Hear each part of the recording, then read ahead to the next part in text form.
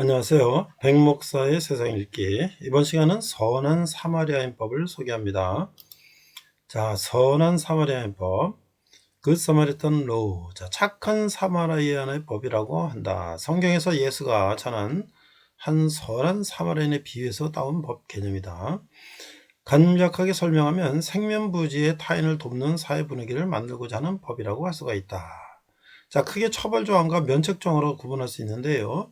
면책조항의 경우에는 도와주고 나서 누명을 쓰는 걸 두려워해서 사람들이 스스로 선행을 자제하는 것을 방지하기 위함이다. 그래서 현재 미국, 캐나다 등 많은 나라에서 입법화되어 있는데요. 국내에서는 응급의료에 관한 법률이라는 이름으로 면책조항만이 제정되어 있습니다. 자, 이제 반대로요. 또 이게 아마 정당방위에 관한 법 같은데요. 위급한 상황에서 타인을 해치는 것을 정당화하는 카르네아데스의 판자가 있다. 자, 이 설명 두 번째 보면 면책조항은 뭐냐? 위급한 상황에서 처한 다른 사람을 돕다가 의도하지 않은 무리한 상황에 처하더라도 정상참작 또는 면책될 수 있다. 예를 들어서 그 CPR을 하는데요. 이제 응급으로 가슴에 이렇게 호흡을 이렇게 하도록 누르는 것이죠. 그런데 대상이 다치는 경우에 구조행위를 하다가 상대가 잘못된 경우에도 법적인 책임을 지지 않는다. 사실 요즘에는 이 법 때문에 응급처치 교육을 할 때 무섭다고 살살하지 말고 갈비뼈를 부러뜨릴 수 있을 정도로 압박해라 라고 교육하는 경우가 많다고 합니다. 특별히 이 조항이 없었더라도 정당행위나 긴급피난으로 무죄가 되긴 하지만 법을 공부하는 것이 아닌 이상 일반인 이를 인지하기는 힘들다. 이런 면책조항을 굳이 따로 만드는 이유는 확실하고 간단하게 법적 분쟁을 끝내기 위함이다 라고 말하고 있어요. 자, 처벌조항이 있는데요. 한국과 달리 외국에서는 타인을 구조하는 과정에서 자신에게 위험한 상황이 초래될 가능성이 없음에도 불구하고 위급한 상황에 대한 처한 사람을 돕지 않을 경우에 처벌이 가능한 나라도 있다. 근데 한국은 아직 이 법은 제정되지 않았다는 겁니다.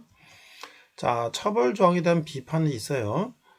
도덕과 법을 동일시한 문제가 있다. 착한 사마리안 법은 위기에 빠진 사람을 외면해서는 안 된다는 근본적으로 도덕적, 윤리적인 문제 아래 시행되는 법인데 그 의도는 좋지만 도덕과 법의 잣대를 엄격히 구분할 경우 비판의 대상이 된다. 예를 들어 물에 빠진 사람을 구하지 않을 경우 과연 이것을 법적으로 처벌할 가능성이 가능하냐라는 주요 비판 대상이 된다. 다만 물에 빠진 사람이 자기가 데려온 어린 친척인데도 구하지 않은 등 특별한 책임져야 할 사유가 있는데도 구하지 않은 경우에는 일반적인 형법으로도 행동하지 않았음을 이유로 처벌받을 수가 있다는 거예요. 선한 사마리아인법은 전혀 관계가 없는 사람의 경우에도 의무를 확장시키는 것인데 현행법은 구할 의무가 있는 자가 의무를 이행하지 않은 경우만을 부작위법으로 처벌하나 선한 사마리아인법의 처벌 조항은 직업이나 부모 자식 등에 관계가 없는 이들도 의무를 이행하도록 강제하고 그렇지 않으면 처벌한다 이렇게 돼 있어요. 또한 불완전한 착한 사마리아인법은 본래 목적을 달성하기 어렵고요. 특히 위기에 빠진 사람을 도와주는 의로운 사람을 보호하지 않는다면 앞서 설명했듯이 징태한 양날을 만드는 악법이 된다 라고 하고 있습니다. 자, 이 적용 범위에 모호성이 있는데요. 타인의 이익을 위해서 개인의 자유를 어디까지 희생시키는 것이 옳은가라는 부분에서 의견이 대립된다는 거예요. 자신에게 위험한 상황이 초래될 가능성이 없는 한 위험에 처한 타인을 도와야 한다는 할 때 어떤 상황까지 구조 거부를 인정해줘야 하느냐의 부분에서 의견이 대립합니다. 예를 들어서 길가에 쓰러진 사람을 봤지만 구조하지 않은 이가 있을 때 사면법으로 처벌하기 위해서는 이 사람이 구조를 왜 하지 않았는지를 따져야 하는데 이때 어떤 법인까지 인정을 해줘야 하느냐에 문제가 있다는 거죠. 실제로 프랑스에서 사마리안법이 있다고는 하나 이를 입증하기가 어려워서 실제로 처벌받는 일은 매우 드물다라고 하고 있어요. 즉 구조를 하지 않은 사람이 단순히 나는 그 사람을 못 봤다고 하거나 길가에 쓰러져 있는 게 환자인지 위장한 강도인지 내가 어떻게 하냐고 진술하면 마땅히 대꾸할 말이었고 실제로도 이렇게 많이 피해 간다고 합니다. 정리하자면 이런 문제가 나오는 이유는 도덕과 제도적인 법률에 괴리가 생기기 때문인데 명칭이 유래인 선한 사마리아에 대한 문답은 개인이 할 수 있는 바람직한 행동이 핵심인데 반해 선한 사마리아는 보면 그것을 의무화시키기 때문이다. 도덕적으로는 납득할 수 있더라도 법적으로는 기준이 모호한 영역이 된다라고 하고 있는데요. 자, 한국에서는요. 이 처벌적 여부가 있는데 구조하지 않을 시 처벌한다는 착한 사마리아의 법은 일제강점기에는 일본 형법이 적용됐기 때문에 존재했지만 일본으로 해방되고 1953년 우리 고유의 형법을 만들 때 착한 사마리안 법 조항은 삭제했다는 거예요. 이는 당시 3년 동안 계속된 한국 전쟁 직후의 사회적 혼란 때문인데 먹을 게 없어서 굶어 죽거나 길거리에 병든 사람들이 속출하던 때였는데 나조차도 입에 풀칠하기 어려운 시설에 남을 도와라, 돕지 않으면 처벌하겠다라고 하기에는 매우 곤란했다는 거죠. 다만 대한민국 형법에서는 부조를 요하는 자를 방치하는 경우는 유기죄로 처벌하는데 법률 계약상 의무가 있는 자가 부조를 요하는 자를 방치하는 경우에 처벌을 규정하고 있다 하고 있습니다. 8년 동안 법률 계약상 의미 없는 자는 유기죄의 주체가 되지 않는다고 해서 해석하고 있고요. 쉽게 설명하자면 생명부지의 타인을 도와주지 않아 그 사람이 사망한다 해도 범죄자가 되지는 않는다는 소리다 이겁니다.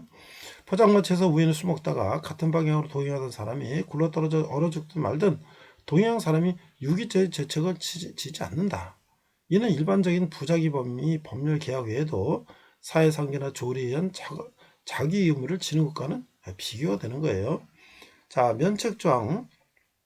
두 번째, 면책조항의 경우 응급의료에 관한 법률이 제정되어 시행 중에 있어요. 그 CPR, 심폐소생술과 면책조항이 있는데, 심폐소생술의 성추행 고소와 관련하여 자세한 내용은 요건 이제 다른 법에 한번 참고를 하면 될 것 같고요. 자, 관련 규정을 보니까 과거 구해줬더니 보따리 내놓으라 라는 일에 휘말릴 수 있다는 우려 때문에 2008년 6월 응급의료에 관한 법률이 개정되었고 같은 해 12월에 적용됐는데, 자, 응급의료에 관한 법률은 5조 2항에 보니까 생명이 위급한 응급 환자에게 다음과 같고의 어떤 하나에 해당하든 응급의료 또는 응급처치를 제공하여 발생한 재산상 손해와 사상에 대하여 고의 또는 중대한 가실이 없는 경우 그 행위자를 민사책임과 상해에 대한 형사책임을 지지 아니하며 사망에 대한 형사책임은 감면한다 이렇게 돼 있어요. 자, 그 다음에 이제 선언법이 있는데 다음 항목의 어느 하나에 해당하지 아니하는 자, 응급처치, 응급의료종사자 이런 도 있고요. 그 다음에 선언법의 86조에 따른 선박 응급처치 담당자들이 있고, 그 다음에 응급의료 종사자가 업무 수행 중이 아닌 때 본인이 받은 면허 또는 자격의 범위 내에서 한 응급의료 이런 것들이 있고요. 자, 적용되게 한 조건. 자, 구조자는 응급의료 종사자가 아니거나 응급의료 종사이긴 하지만 일하는 중이 아닐 때 본인의 자격이나 면허 범위 내에서 의료행위를 하였다. 이 의료인이 일하다 그런 건 사마리안법이 아닌 다른 법에서 다른다. 일부러 해를 가하지 않았고 이체받는 도움을 주었다. 상식적으로는 말이 안 되는 조치를 시행하지 않았다. 구조 대상이 생명이 위급한 응급 환자였다. 응급의료 처치 과정에 발생한 문제이다 할 경우에는 이제 처벌되지 아니한다. 효과는 민사책임, 응급의료 처치로 인한 환자의 생명, 신체의 재산상 손해에 대한 민사책임을 부담하지 않는다. 형사책임, 응급의료 처치로 인해 응급환자가 다친 경우 상해죄 등 형사처벌을 받지 않는다. 형사책임, 응급의료 처치로 인해 응급환자가 사망한 경우 형사처벌, 과실치사 등 처벌 수준이 감면된다. 자, 이게 이제 자세한 설명이 나오는데요.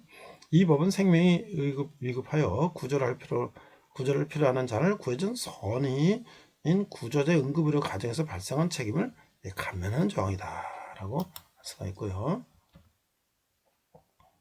또 이 법이 생명이 위급한 환자에게 행한 응급조치에만 적용된다는 것을 명심해야 되고, 심폐소생술은 기본적으로 의식과 호흡이 없는 사람에게 시행하는 것이고 필요가 없는 이에게는 엄청난 폭행이다 이렇게 설명하고 있는데, 자, 물론 절대 다사는 책임을 지지 않을 것이므로 처벌을 두려워할 필요는 없다. 심폐소생을 할 때 옷을 벗겼다고 성추행이라느니 갈비뼈가 부러졌다고 상해라는 이런 소리를 듣게 될 수도 있는데, 이것은 해당이 안 된다는 거죠. 만약에 또 피구조자나 그 가족들이 갈비뼈 치료비나 내노란 등 이렇게 할 수도 있는데 그것은 이제 해당 사항이 없다라고 할 수가 있죠. 자, 문제점이 있어요. 이 법은 시민들의 응급처치에 관한 불안감을 없애기에 발의된 법으로서 그 의미는 있지만 여전히 문제점은 존재한다. 우선 응급의료 처치로 인한 사망에 대한 형사책임은 감면한다. 이 부분이 문제인데 이번은 사람의 사망에 대해서 법관이 무조건 면책을 시킨다고 한다면 악용될 소지가 많으므로 법관이 구체적 상황을 들여다보아 타당한 판결을 내리라는 의미에서 존재하는 법조항이다 라고 할 수가 있고요. 또 응급의료인과 그렇지 않은 사람들을 같은 조항에서 교육을 하고자 하여 생긴 문제점으로 보이므로 이를 구분하는 것이 바람직할 것으로 보인다. 실제 사례에서도 의료소송이 대부분이기 때문이다. 사마리안법이라는 건 결국 일반인 선의의 구조자에게 법적 책임을 면제시키는 제도이다. 자, 이제 마지막으로요. 이런 법을 선언 사마리안법을 시행하고 있는 나라들은 프랑스, 영국, 캐나다, 스위스, 독일, 오스트레일리아, 일본, 중국, 러시아, 폴란드, 북한, 그리고 미국의 워싱턴 DC를 포함한 50개 주 등 10개국 이상의 나라에서 시행 중이다. 북한에서 이런 선언 사마리안법을 실시한다는 게 참 놀라운데요. 아마 이것은 북한에서는 이제 자살을 아주 커다란 그 범죄로 처형하고 있죠. 뭐 그런 여러 가지 체제 유지 질환이 아닌가 생각이 듭니다. 자, 이상 선언 사마리안법 백목사의 세상 읽겠습니다.